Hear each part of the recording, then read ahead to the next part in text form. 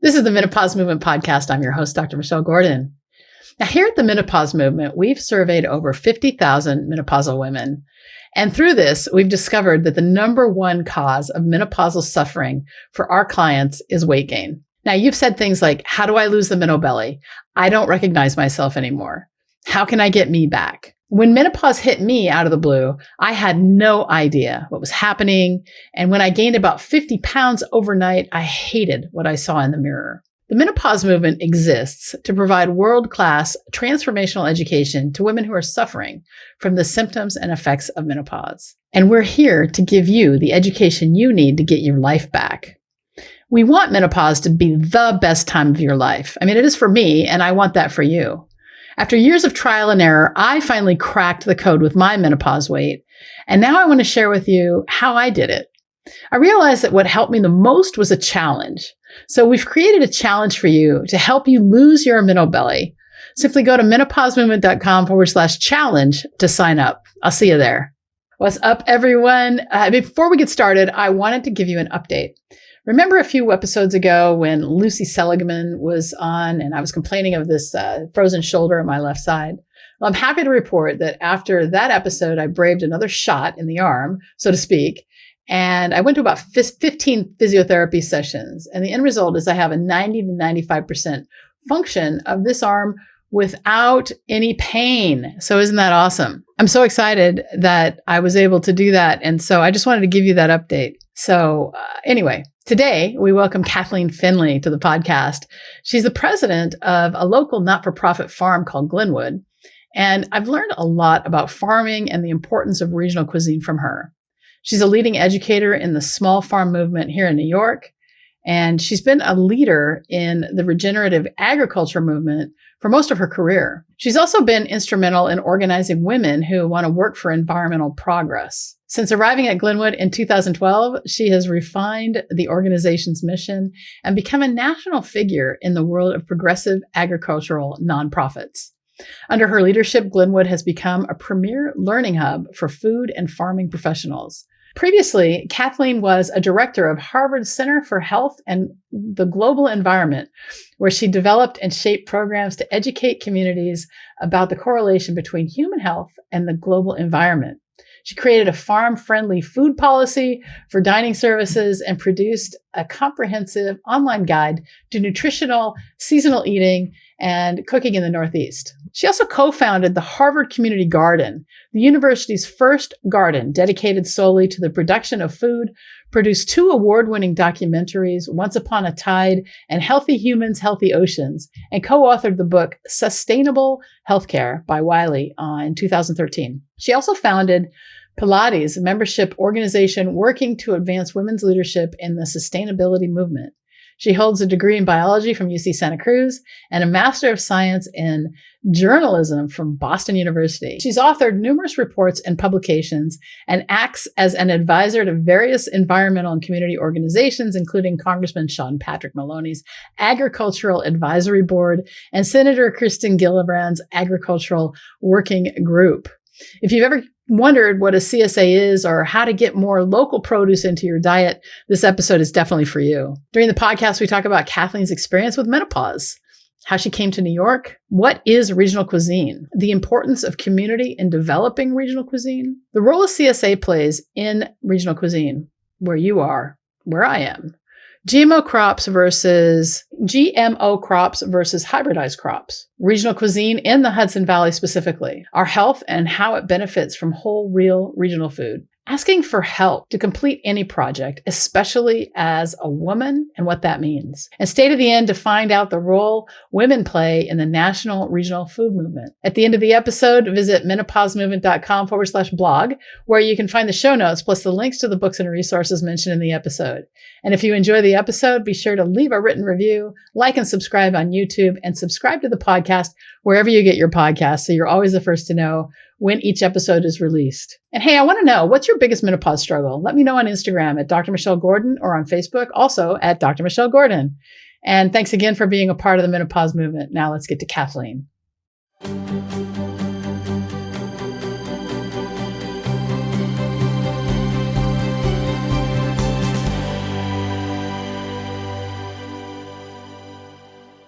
All right, Kathleen Finlay, welcome to the Menopause Thanks. Movement podcast. I'm so happy to have you here. I'm so happy to be here. Finally.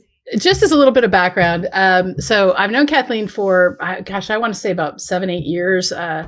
And she's in charge of this regional farm that we support, and she's going to tell you more about it. But meeting Kathleen it just really changed my life, not only in the way of the type of food that we get and the CSA from her farm, but more along understanding what's locally available and how to have more of that in my life, and just the options. And the other thing is that Glynwood is such a beautiful place.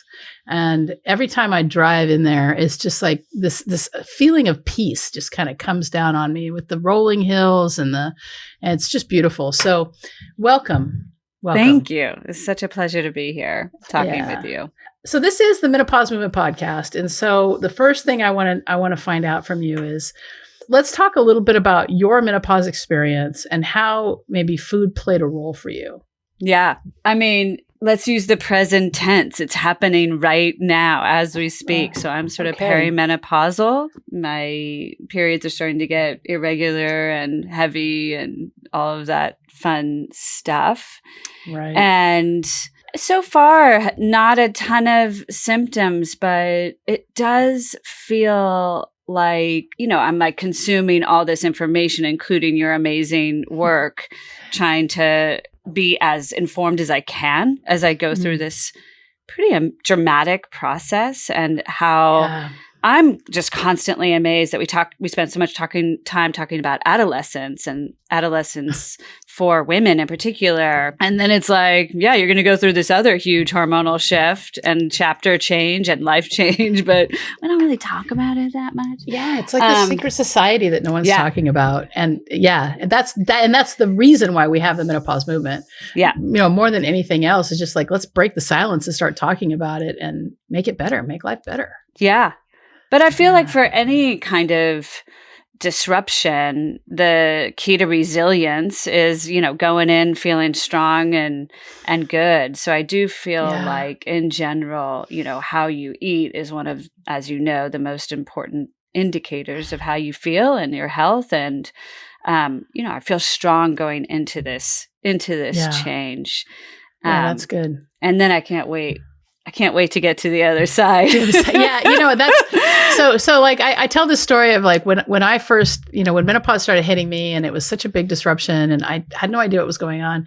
And when I started, I had, my periods had kind of stopped, and I had spent many years not having a period on purpose, because I got like really weird when I had periods. And so then when I took the hormones, I got a period, and I was like, I would rather deal with bad moods than get that, But the problem is that there just isn't a lot of education out there. And so that's what the menopause movement is for. And it's, there's more coming out, but the whole idea is to talk about it. So you're working through that now, but let's talk a little bit about your background. Like, how did you come to Glynwood, and where were you before?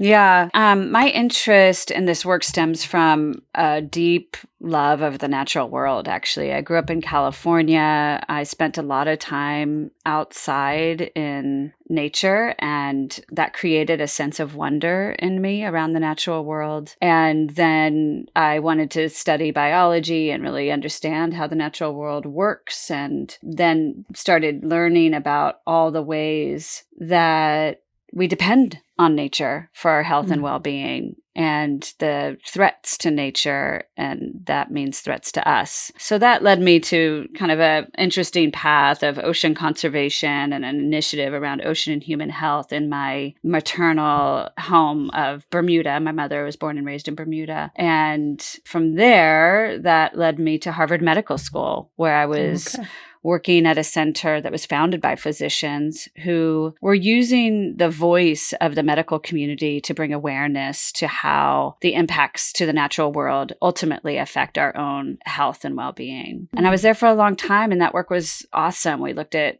how the loss of biodiversity is affecting human health, how climate change is affecting human health. And I started really focusing on the connections between food, health, and the environment because I eat.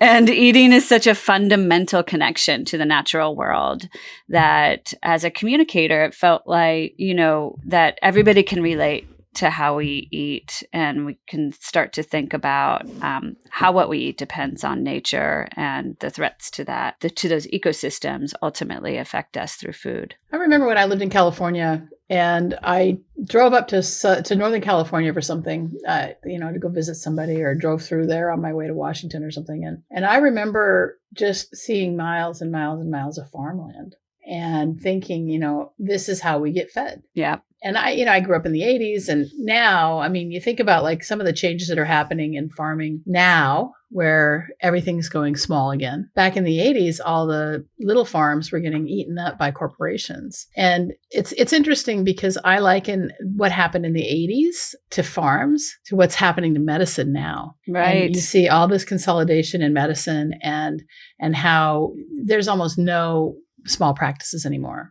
And I had a small practice and I've closed it. And that's mostly because of corporations coming in and taking over and kind of putting their corporate will on us. And that happened in farming. And I remember it was so disruptive to the people who were, they couldn't make a living. And so then they'd lose their farms because the margin was so small. And now what you do at Glynwood is you teach people like how to farm, and you're involved with the seed bank and all those things. And if anybody who is listening to this podcast or watching this podcast on YouTube is a big foodie, this is a good episode for you, mostly because when you think about regional cuisine, I think when I watched that Mind of a Chef on Netflix with the guy who was in like Carolinas, and they'd brought beans from Africa, and they were talking about, have you seen that one? I haven't seen that one. Yeah. But it just made me think about all the work we're doing at Glynwood. And so I guess this is a good segue for us to talk about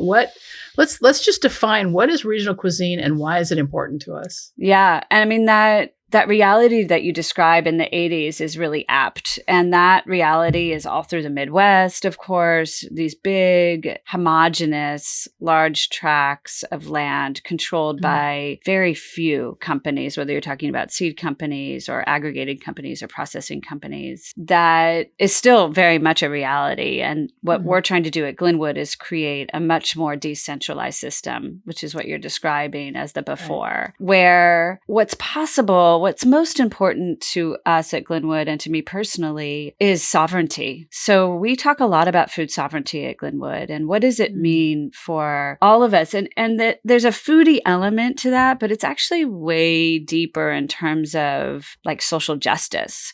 So what does it mean to have a region have a say in their foodscape? What does that look like? How do we create that?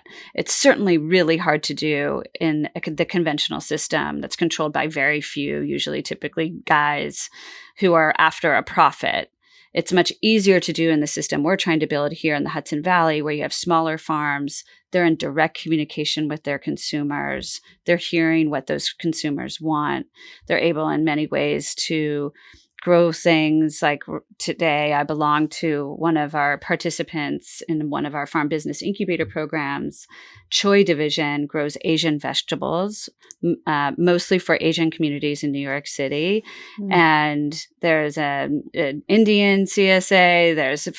That's the kind of vibrancy and celebration of culture and of food sovereignty that we want to see here in the Hudson Valley. So a regional cuisine for me is certainly defined by what grows well in your neck of the woods. For us, that's in the Hudson Valley of New York. But it's also deeper than that culturally. It's that there's a community voice in what that foodscape is, and a seat at the table to help define that cuisine. And that's really exciting. So when you talk about having regional cuisine, right, I think about, what is American food? And when I think about American food, it's like hot dogs and hamburgers and apple pie.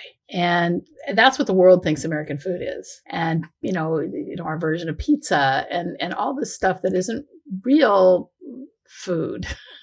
Yeah. I suppose, you have good grass-fed beef, then you can make a hamburger with that, right? Hot dogs are usually not good cuts of meat, and not something that we should be eating like probably ever.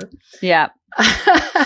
But they are also things that, so I don't know that America has a claim to our regional food. And so how do you create identity with that? Because, you think about the Italians, Mediterranean, and, even go so far as Israelis and the, hummus and the Middle Eastern food and falafel, and that you can go anywhere in New York City and get regional food. Mm-hmm. But it might not be New York City food. Right. It might be Indian food, or it might be Asian food, So what's the answer here? Yeah. I think Americans have an interesting identity crisis in general, right?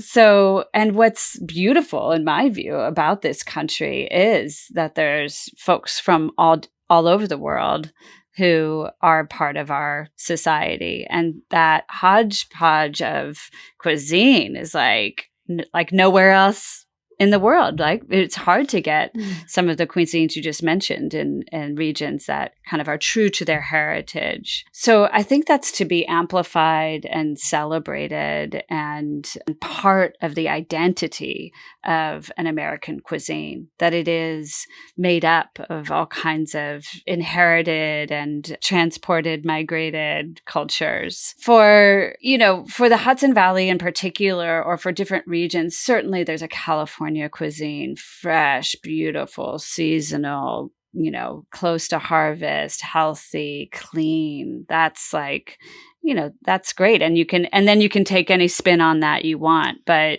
that's certainly there. And I think the Hudson Valley and other regions, southern regions are moving in that direction, starting with what grows really, really well there. But it's ever evolving. We're just about to launch a program here at Glynwood that is going to foster local production of grains and staples. Traditionally, we've gotten our grains and beans and stuff from other parts of the country. So what does a New York-based grains and staples look like? And some of that is experimentation. What grains grow well here? What kind of bread should we be eating that's emblematic of the Hudson Valley, that's different than what you're going to get in the plains of the Midwest? So that's really exciting. Well, I grew up in Washington State, and we would drive to see my grandparents, and there were always wheat fields on the way from where I grew up in southeastern Washington State, and then to where they lived, which was on the border of Idaho. And my dad would, drive us and stop, and we'd take wheat kernels and eat them. And, that was before Monsanto and Roundup Ready, anything. And now, I haven't been back there in many years, but, the thought of, I've never seen a wheat field in New York. Now, that's not saying, and there might be some up north, but I've never seen a wheat field. I've seen a lot of apples. Yeah. It's coming. They're there. And I think there's great interest in doing more. And actually, the Pacific Northwest is a great example of a region that has reclaimed wheat production recently. And Oregon State has some awesome work that we're partnering with and replicating here in New York. And they have a great lab where bakers and tasters can experiment with different grains and create beautiful food.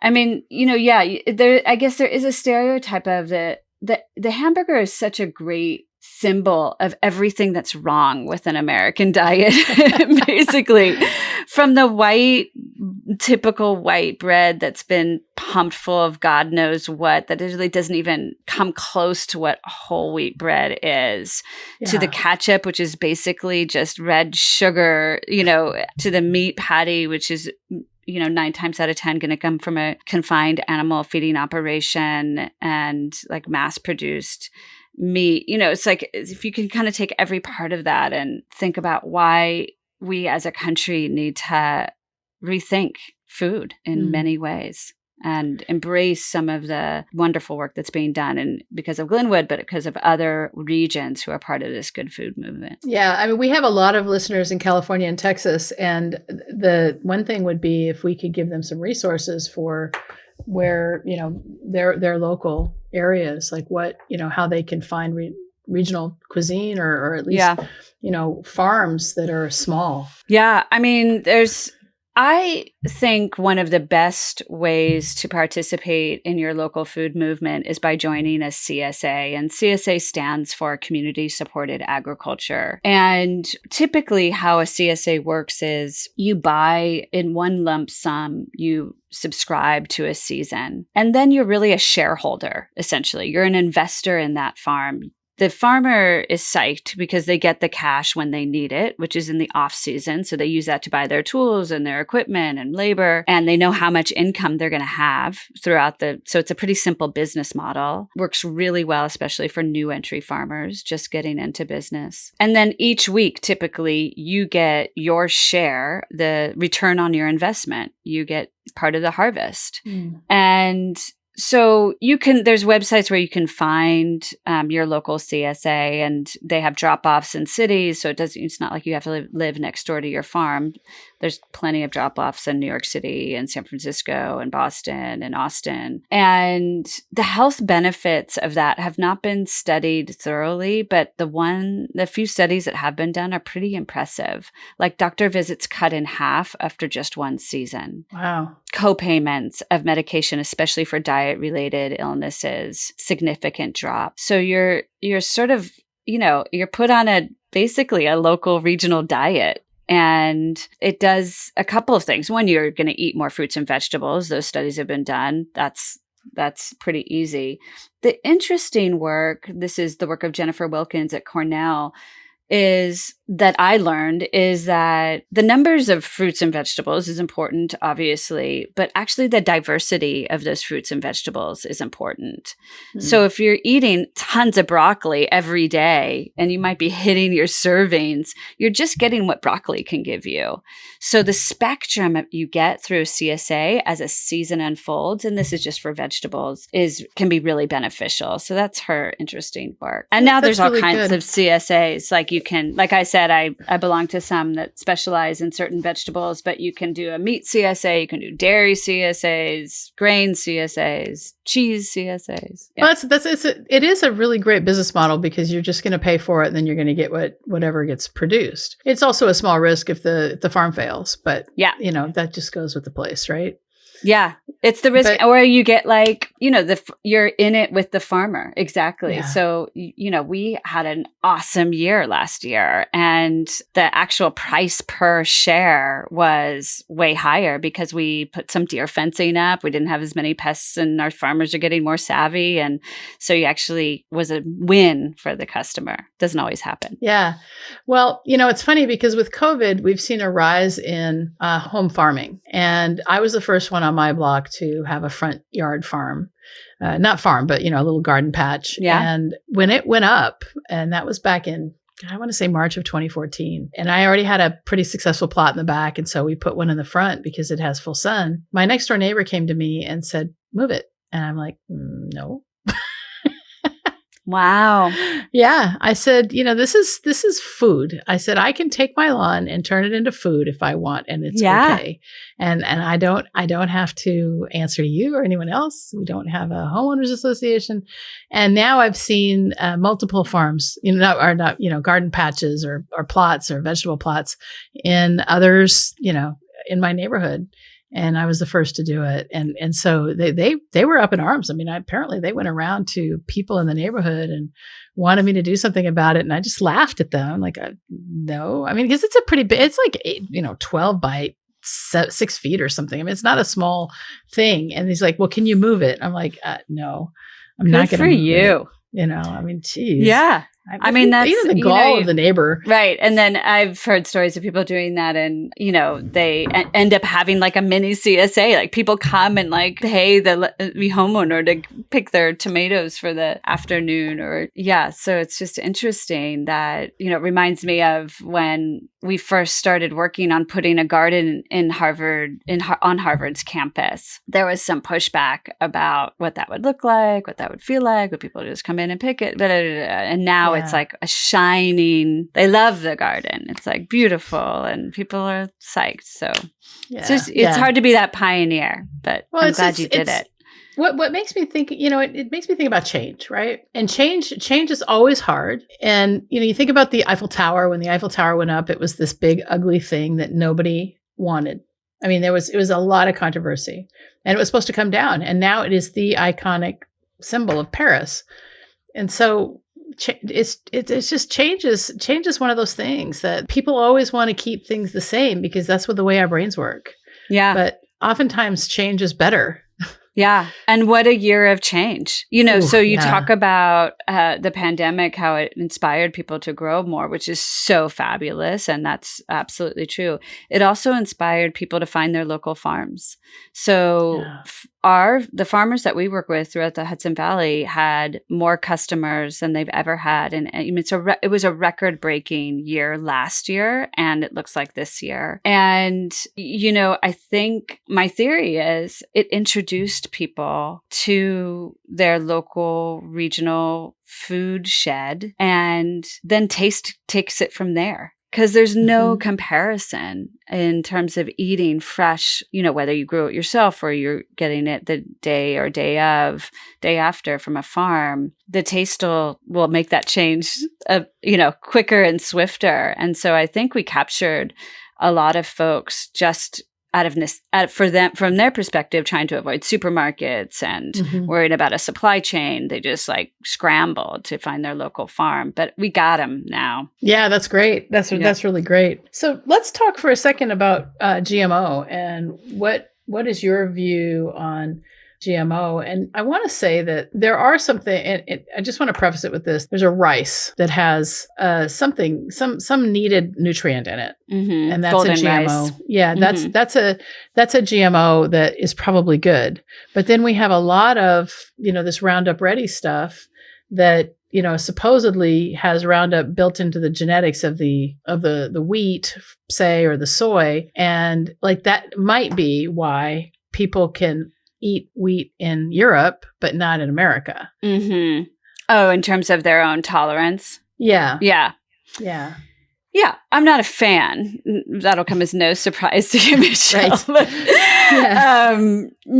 And I think for some listeners, I was just asked this on a panel last night, and there's confusion about hybridization, conventional hybridization, and GMO. And so what we're talking about is actually genetically modifying an organism. And what that means is that those products are then owned by a company. So just want to be clear on that part of it. Those are patented processes. So if I make an awesome tasting carrot through conventional hybridization, that's not GMO. That's just making a new kind of carrot, right, through conventional work. And that's great. We want new carrots. We want new varieties. So what you just talked about in terms of Roundup Ready, for example, I feel like there's 3 areas of concerns. One, which you just pointed out, is how does our human bodies deal with that? And I think there's some work that is concerning, but I think the far more concern for me is the unintended consequences that has in the natural world.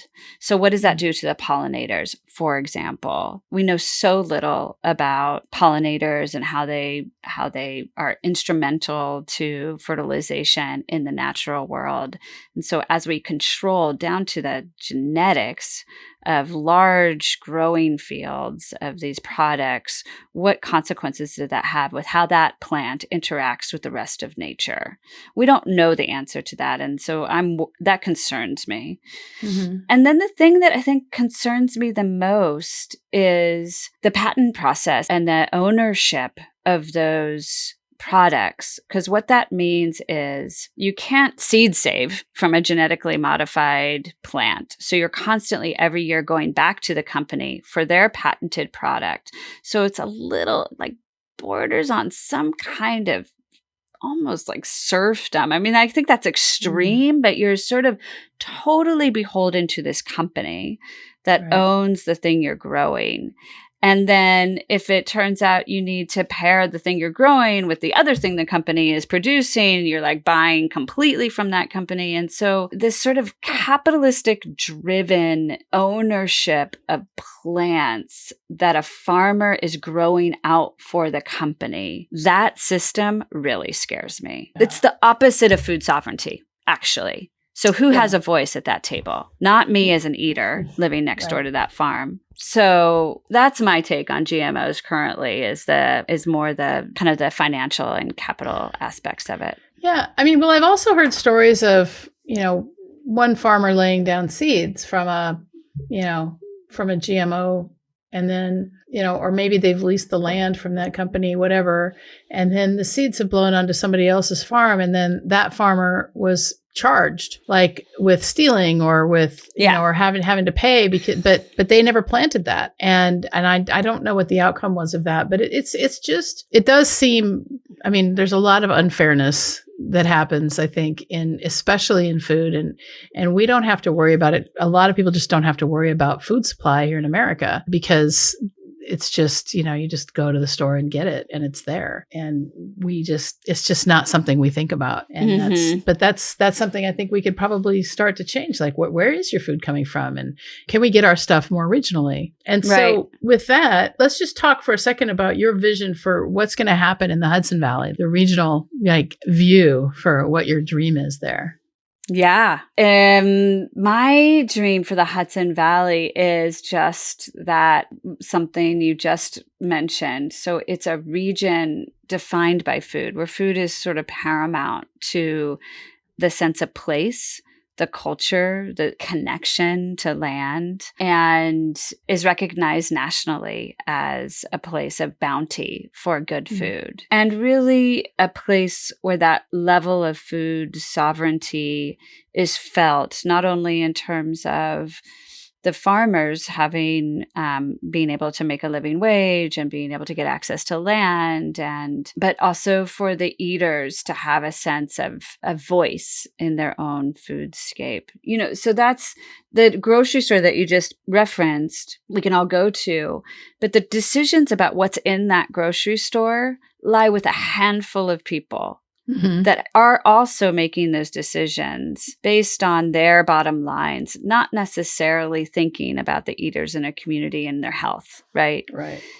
If you contrast that with the vision that I see for the Hudson Valley, where there's more direct connection with your farmers and your farmland, where you have a voice to say, I remember having Asian greens growing up that my grandmother made. Have you ever grown this? And then the next season, there they are in your CSA, where there's a sense of health and wellness and access to that kind of food. So we are thinking a lot about how do folks who aren't privileged and don't have resources to buy food that isn't cheap have access to the kind of food system that we're talking about, which is inherently more expensive.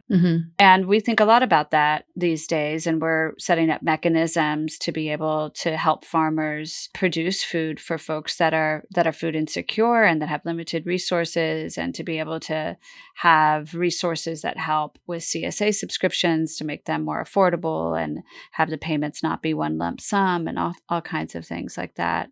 So when I think about the Hudson Valley of the future, I see it retaining its legacy of small farms that are viable businesses led by stewards of those lands that care deeply about the soil and the land that they're regenerating, and that are part of a region that takes a lot of pride and feels a sense of ownership and voice in the food that region produces. Yeah, that's really great. And just to have access to that kind of food. And you have I know just a couple of years ago, you had some sort of an initiative where people on Medicaid could get your CSA. It's not Medicaid. It's we use people that have food assistance dollars.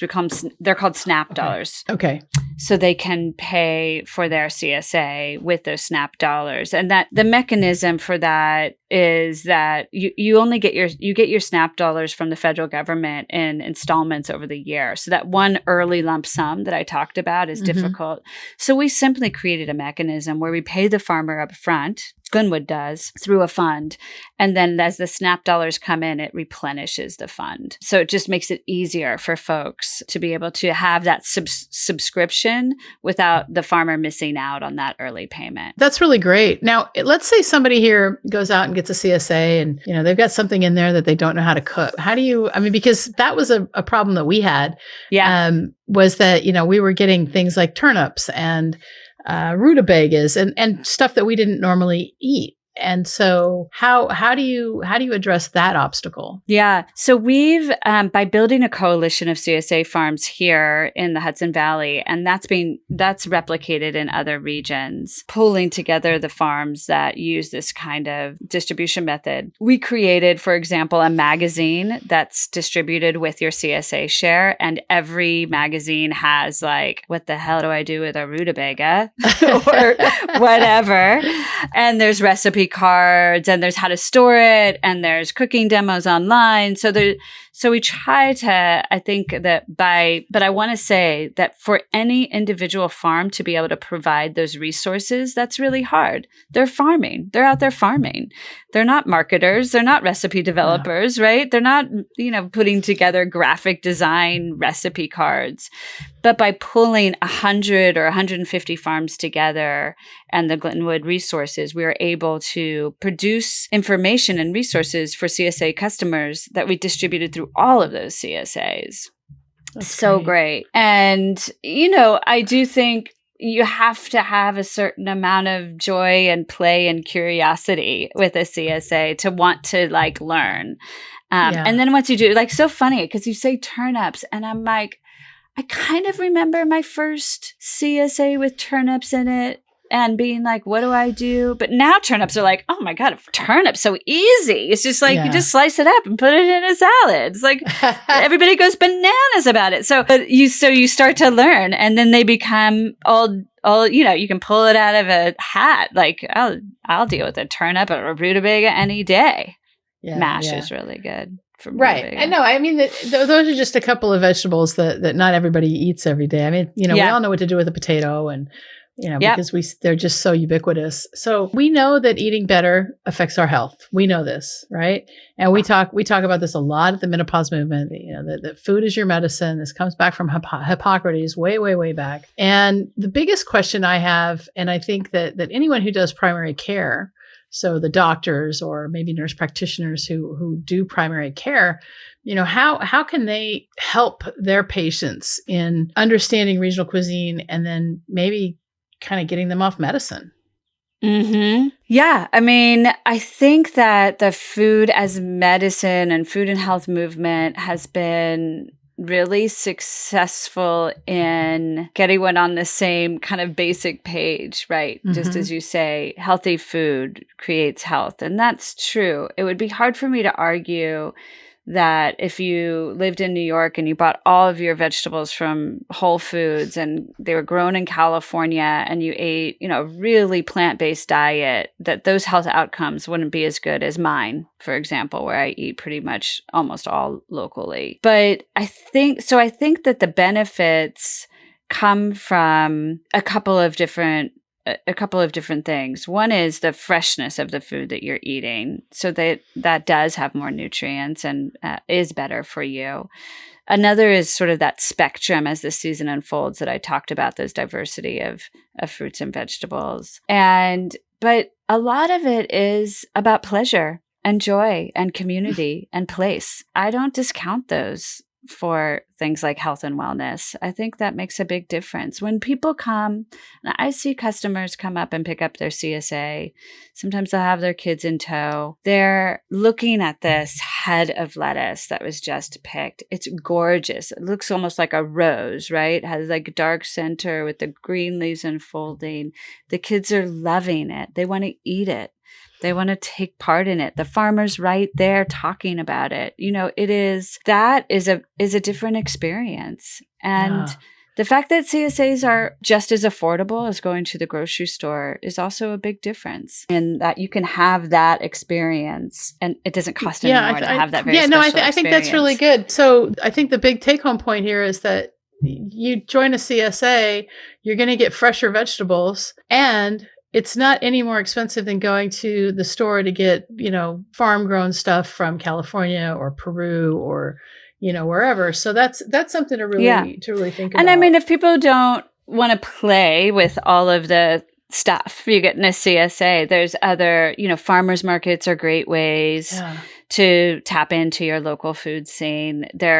Again, have increased during the pandemic because people felt more safe outside at a farmer's market than in the grocery store. Mm-hmm. Finding out where your local farms are, and if they have farm stores, most farms do, and just patronizing them that way. So there's other ways to get, really great local food without signing up for a CSA. And, if you just Google wherever you are and farms and CSA, you're going to find your local farms. Right. And farmers markets have been around for a long time. I mean, there's usually a farmer's market on a Saturday morning all through the growing season, and sometimes even outside the growing season because because of technology.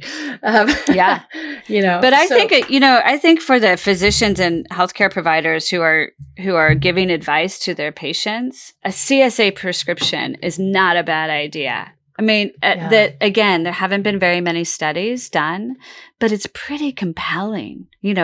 People going off heart disease medication after a couple seasons because it becomes part of your life. And change is hard, as you said. It's hard to kind of embrace that but it's also can be fun and exciting and something you share with your family. What do I do with this? Watch the video, pull out the cookbook. Right. Here we are, we're doing this thing. And, as when those folks start to reap the benefits of health, pretty compelling. Yeah, no, that's true. And just eating more, whole real food is going to change your life. When you stop the seed oils and when you stop the, a lot of the sugars that are, kind of snuck into our food, then that starts to make you feel amazing. And I talk about this a lot. I talk about, how seed oils are probably the culprit when it comes to the diabetes epidemic here in America. It's that and sugar, but seed oils especially. I mean, I've had Kate Shanahan on the podcast, and I don't know if you know who she is, but she wrote a book called Deep Nutrition, another one called The Fat Burn Fix, and she's been on the podcast a couple of times. And it's just so important to realize that there are full-on branches of science that are just there to make soybean oil safer for humans. So just don't eat it. I mean, it's not safe. Vegetable oil is not safe. I think this is right. I'm going to say that I'm not 100% this is right, but it is something like 60% of the food that is produced in this country ends up as ultra processed food. Yeah. With just a ton of stuff in it. Right. So just switching from, that packaged, branded, and it also gets back to this, it's just eat real food. You can't put a logo on it. That's the other joy of going to your farm. It's like, it's honest. It's honest stuff. That's true. Yeah. Well, we're planting right now in our 2 garden plots, and awesome. We've just planted some nasturtium, and it tastes a little like pepper. I was pretty happy with that. That was pretty exciting. And when we went to Noma several years ago in like 2014, when Noma is one of the top rated restaurants in the world, it was number 3 when we went there, and they had nasturtium like all over. There was nasturtium all over that, and I'd never had it before, and so now we have nasturtium, and we also have some lemon thyme, which I'd never had before. And that is delicious. Delicious. I was super happy with that. So I'm super excited about that. We've got strawberries. Yeah. We've got an artichoke growing. Great. Oh, that's fun. Those are hard. A bunch of lettuce. Yeah. The nasturtiums grow wild in Bermuda everywhere. So it's like part of their cuisine to have. I mean, I typically have them in my salads. You just toss them in for that little bit of that peppery, spicy stuff. So it's always fun to see them at like restaurants where it's like kind of fancy, but they grow so easily, right? Yeah. They don't take a lot of, Yeah, they don't. Well, yeah, you're right. They don't. They're just easy to grow. But yeah, I'm thinking about regional cuisine, and when I lived in California, there were pepper trees just lining the block, and rosemary everywhere. Yeah, everywhere, just rosemary bushes. Yeah, I just had a conversation with, this is great for your listeners, Ethan Frisch, who developed a spice company called Burlap and Barrel.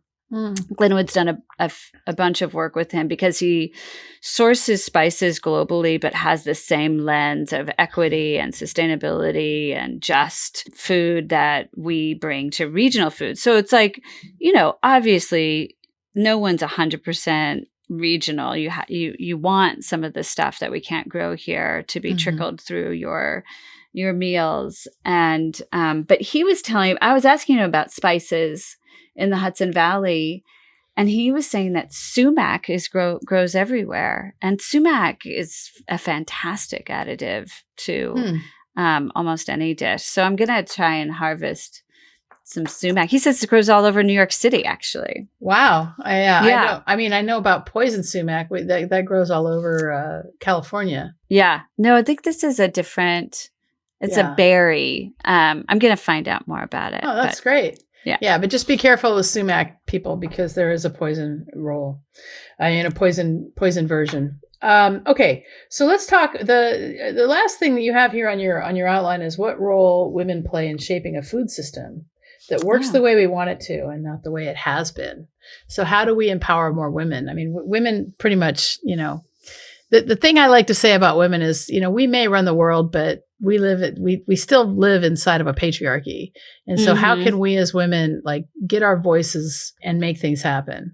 Yeah. I mean, that is one of my primary interests, my time here on this planet.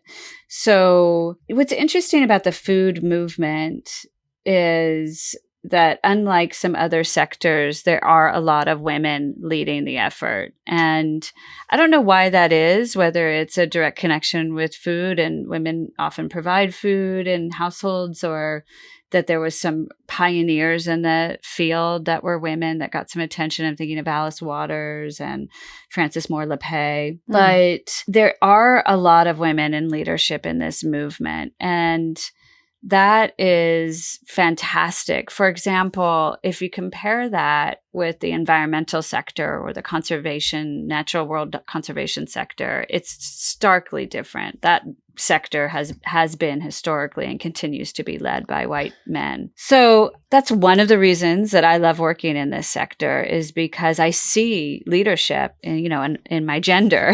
And one of the things that I've done with my time is I created a network of women leaders who address issues of sustainability, not just food and agriculture. And we did that because we didn't see leadership in our sector, that folks who looked like us. Tons of women working, but none of the leaders. And so what we spend time doing is resourcing each other. What do you need? How can I help you? What is your big dream? How can we get that done? How can we work together to get that done? And really just peer-to-peer resourcing. And what I found through that work is interesting is, again, I have no expertise in this area of sociology, but I sense in myself that I wasn't taught that I could ask for help easily, that I sort of had to figure it out on my own. And so I think that men are taught they can ask for help, actually. And part of the work that I do resourcing women is about that. What do you need? How can you define your needs so that you can communicate it to others and ask for help? I think that's really, I just want to say something about that, because asking for help is so key to getting things done. Yeah. And there is this whole thing with women, that women who ask for help are weak. Yeah. And I can say specifically from when I was operating, and I always wanted somebody in the operating room with me. And it wasn't because I didn't know what I was doing, because I could always get through an operation by myself. But, with other people, it's, there's somebody to bounce things off of. And sometimes I would get stuck and I need help, and that's okay. But whenever I did that, there was always a lot of gossip. But when men did that, it was never gossip. It was always, nothing. It was never a problem. And so I just think that that's really it's something I hadn't looked at before. To say, but asking for help, it's not, there's nothing weak there. It's like, how can we get it done faster? The only way you get from point A to point B faster is to learn how somebody else did it. That's Right.